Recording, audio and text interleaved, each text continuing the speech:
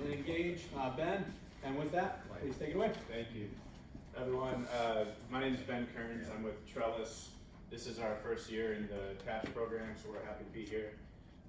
Our company is going on our 5th year, so we're based out of Georgia, just north of Atlanta in Peachtree Corners. And we've done a lot of research starting with the University of Georgia, but now with numerous universities across the United States. And the one thing that we're finding that's consistent is that soil moisture sensors are useful in helping us understand what's happening in the crop's root zone. Rather than using a scheduling method or turning on when your neighbor does, or turning on based off of any other reason, to have timely and efficient irrigation, soil moisture sensors has been proven to be a good thing. For our system, we have an on-farm sensor network. So you have the probe here that's in the ground, and to the right of that box is a tipping bucket rain gauge through Davis Instruments, so that's one of our partners. That's just collecting on-site rainfall. In the telemetry box here is a 900 megahertz radio, so it's communicating through antenna to a central base station. But ultimately, we have I know AI is quite the buzzword in ag, but we're using soil moisture sensors, soil texture, crop type, and our weather data to make a prediction on when we're going to reach the trigger point. So we are giving an irrigation recommendation as far as when we're going to reach that trigger point, and that is customizable as well. So the sensor station itself, the unit comes fully pre-assembled. That antenna is a flexible fiberglass. So if the spray boom or the pivot itself comes by and hits that, it's not going to break the unit. It just bends and pops right back up. So the 2 probe options that we have are the watermark that's made from Arometer and Centec. I'll go into that a little bit in a few slides, but the picture to the right there is the central base station. This one happens to have the weather station through Davis on it, and that is the picture to the left is kind of showing the range that you'll get with one base station. So we're up to 2 miles. It's generally what we say is we're comfortable saying 1.5 miles, but we've seen it go past 2 miles from the central base station. So you can see that that's covering quite a bit of ground with one base station there. The Davis weather station add-ons, we have wind speed, direction, rain amount and rate, temperature, humidity, solar radiation. All of this is available as an add-on to the base station, and of course is integrated with our platform as well.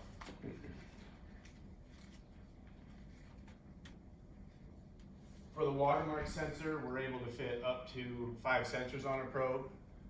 So to be clear, we do not manufacture the sensors themselves. We take sensors from companies that are tried and true and proven in making sensors, so we're not reinventing the wheel there. For watermark, we're taking the individual sensor and we add PVC pipe, a heat shrink, and there's a support bar running all the way down the length of the probe for easy installation and removal. Soil temperature is also taken at 2 inches, and that's sort of for calibration purposes. We also use of course, the Centec drill and drop probe, and that's measuring soil moisture, soil temperature, and EC every 4 inches. Those are the various models that we will carry for Centec from 1 foot down to 48 inches. This is an overview of our graph. So like a lot of these systems that you've seen in the software, you got the 3 zones. Yellow is dry, green is good, blue is wet, right? The yellow is representing the crop's permanent wilt point. Green is good, sufficient, where you want to be. Blue is approaching the water holding capacity. So if you're in the yellow and you're not irrigating, probably should have been. If you're in the blue and you are irrigating, it's probably a waste of input. At the bottom, these lines here, when you hover over those, it's showing you your rainfall and irrigation, so you can see how these sensors are responding to those events.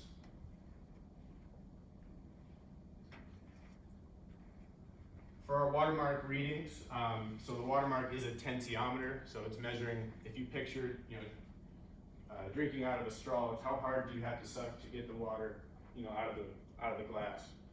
So it's measuring tension. So a lot of times we see these up and down movements with our watermark, and what that is, the plant sweats at night, and so you see kind of this daily increase in soil moisture. For the Centec readings look slightly different. A lot of times we see kind of a stair stepping that was talked about earlier, where during the high ET times, during midday, you'll kind of get a sharp decrease, then it will level off at night. So some subtle differences there, but really, ultimately, we're trying to figure out one question, which is when do I water? Wetting front is something where soil moisture sensors kind of prove their value, is knowing, we get a rain here on October 14th, the 2-inch mark jumps up right away, and you can see it takes about a day for that water to penetrate to the 14-inch mark up here. Electric conductivity is very dynamic in the short term, we're seeing, and we're learning more and more about this every day, but with the long-term trend data, you can kind of see how your fertilizer is moving and your salts are moving through the soil profile. Typically, we're seeing kind of this inverse relationship with soil moisture and salinity. So as your moisture is decreasing, your salinity is jumping up. That's not always the case, but that's kind of the general thing that we see. Sensor management plans. This has been popular for us. What this is let's say that we have a probe that's 36 inches deep, and right after planting, we may not really care what's going on 36 inches below the surface if our roots aren't there, or if, so what you can do is set a management plan and say that 0 days after planting, these are my moisture thresholds, so what we consider wet and what we consider dry. And these are our sensor depth weights. So maybe for the first 30 days, I'm not factoring these in at all on that weighted average that we see at the beginning. Then stage 2, maybe it's 30 days after planting, and now I start to factor that in. And then maybe 90 days after planting, everything's factored in to our irrigation decision. So I think our software is intuitive. We're able to group sensors to make field-based irrigation decisions. We'll send you text and email notifications that alert you when your fields are dry. I think one way we differentiate is in our pricing, so you only pay for it when you use it. We don't lock you into a 12-month subscription. We send weekly reports that might show you the percentage of time that you're in the wet zone, the okay zone, the dry zone. So just to give you a summarization of what is going on your account. All this data is archived, so cost share is kind of a big thing. Soil moisture sensors are applicable for EQIP, CSP, and other cost share programs. I know some of the specific NRDs here in Nebraska have cost share programs for sensors. All the data is archived, so if you need to turn in that data, it's there. Also, archiving is useful in the fact that if you have a group of sensors in one field 1 year, and then year 2, you put them in a different field, there's no confusion there, and it's like starting fresh in year 2. This is our footprint right now.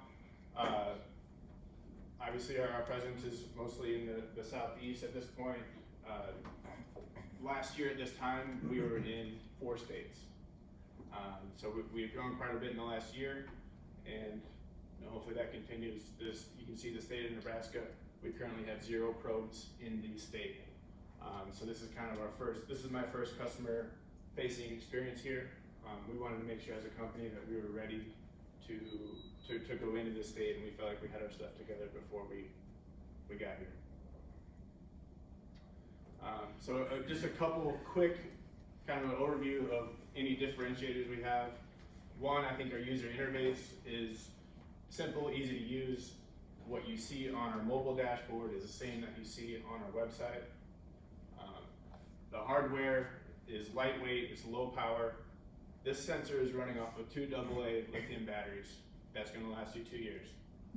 So it's sleeping basically every 2 hours. It's turning on, kicking data over to the central base station, and turning back off. That's how it's able to last 2 years off of 2 AA lithium batteries.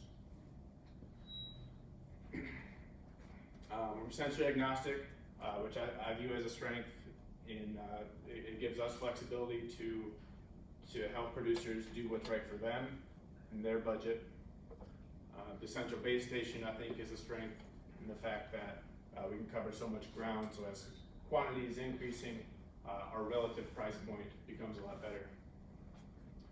Our costs, these are approximations. They depend on probe depth and other factors, but generally a watermark is around 600, our Centec is around 1500, and you can get started for one year to purchase. It would be around 1150. So your year 2 cost would be only software, which is $25 a month per unit. In cases where we want to alleviate that upfront cost, we also offer a managed service through our local distributors, and they will, offer, it's around 100 per month per watermark, around 200 per month for Centec, and that's including everything: installation, removal, support, and software access. And again, these contracts, we do not lock you in for a full year. It can be 6 months if you want it to be, and you have the option then to renew for year 2. Kind of the last announcement here, we're doing some work with this attached program with Series Imaging. So they have their own reasons for wanting to see probe data, and we have kind of, from our perspective, we want to be able to monitor correlation from our probes to what the images are telling us. We want to be able to see if we can find some insights on initial probe placement through imagery and aid in any abnormality detection as well. And if you want to jot down a demo account, our mobile app is the Trellis dashboard, and that's the credentials to log in there.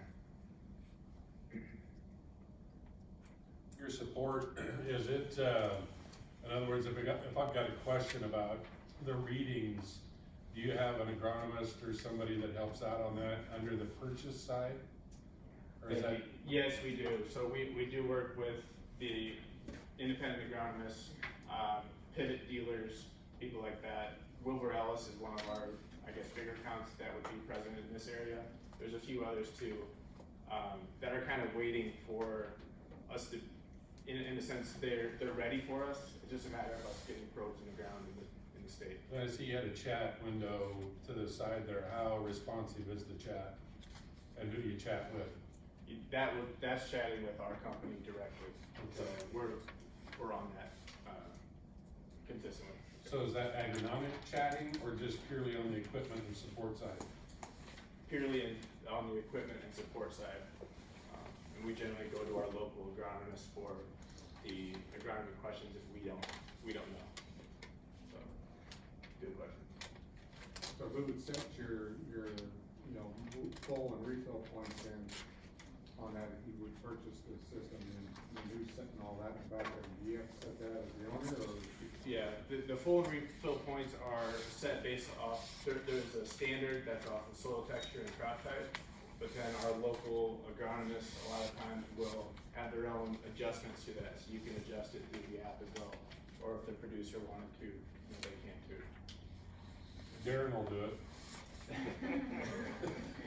Absolutely. Well, with that, let's thank Ben. Thank you. Both with Ben and all presenters, feel free to catch them at any time. You can send your phone number.